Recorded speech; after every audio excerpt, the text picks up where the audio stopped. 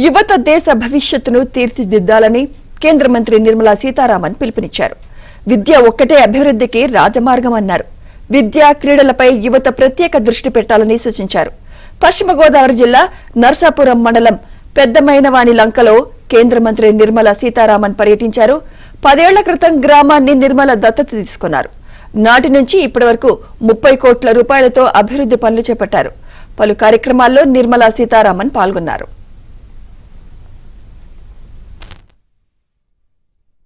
మీరు దత్తు తీసుకున్నటువంటి గ్రామం అని మాటికి రెఫర్ చేస్తారు.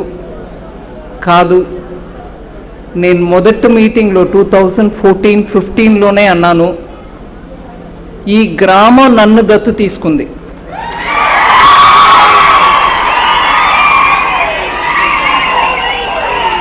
ఈ మాట నేను ప్రతిసారి వచ్చినప్పుడు ఎంతో కూడా చెప్తాను ఇదే మాట. ప్రధానమంత్రి గారి ఆలోచన, ఎంపీగా ఉన్నటువంటి లోక్సభ ఎంపీ అయినా రాజ్యసభ ఎంపీ అయినా మీరందరూ ఒక గ్రామాన్ని దత్తు తీసుకోవాలి అని. ఆ సమయంలో పిఎం లంకలో ఉన్నటువంటి మహిళలు, తూర్పుతాడులో ఉన్నటువంటి మహిళలు నన్ను దత్తు తీసుకున్నారు. బట్ స్కీమ్ ఏమో ప్రధానమంత్రి గారిది, ప్రధానమంత్రి గారిది. సో ఆ సందర్భంలో ఈ పిఎం లంక తూర్పుతాడులో పని కొంచెంగా మొదలుపెట్టినప్పుడు నేను ఎప్పుడైనా ఒకసారి దీని గురించి జ్ఞాపకం చేసుకుంటా. మనం మొదటగా ఇక్కడ వచ్చి చేసిన పని మంచినీళ్ళు సరఫరా. ఇక్కడ నీళ్ళంతా ఉప్పు నీళ్ళు అయిపోయాయి. గోదావరి పక్కన ఉన్నా కూడా మనకు తాగునీళ్ళు లేవు.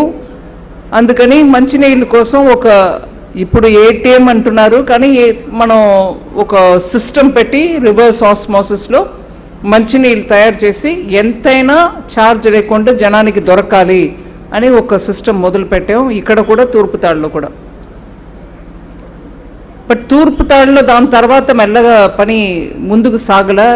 కానీ ఇక్కడ మహిళలు కంప్లీట్గా ఫుల్గా నాకు సపోర్ట్ ఇవ్వడం వల్ల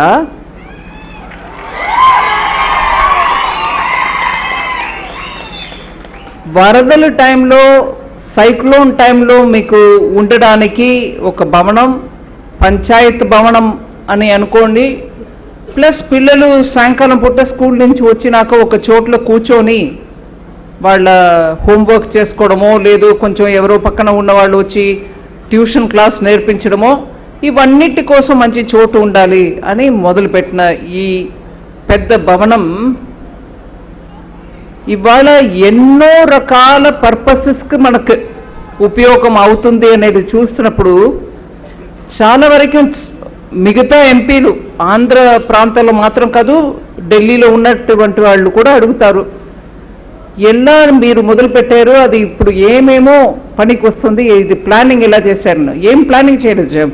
ప్రజలు ఈ పిఎం లంకలో ఉన్నటువంటి ఆడవాళ్ళు ప్రత్యేకం నాకు సపోర్ట్ ఇవ్వడం వల్ల నేను ఇంత దూరం ఏదో చేశాం.